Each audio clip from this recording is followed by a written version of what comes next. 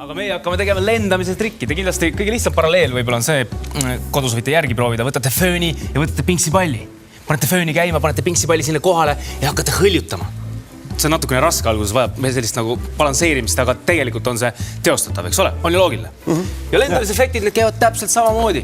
Muustkunstnikud teevad neid asju täpselt samamoodi, ainult puhumisallikas ei ole mitte föön, vaid midagi natuke suuremat. Ja see tavaliselt peidetakse lava alla.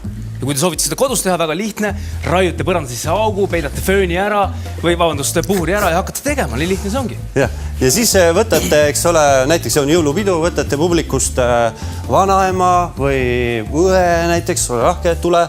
Ja asi käib siis nii, et panete ta siia laua kõrvale. Enne otsite kapist välja mingi vana, jubeda laudlina, mingi vastiku, eks ole. Siis panete kenasti oma õekese või vanaema istuma laua peale. Noh, nii, ega siin midagi keerulist ei ole. Hüppa peale ja hästi rahulikult ole, eks ole, ära siin sapsima hakka. Käed pane siia ja mässite ta sisse nagu verivorsti, ütleme siis. Või kapsarull. Jah, kapsarull. Nii, just.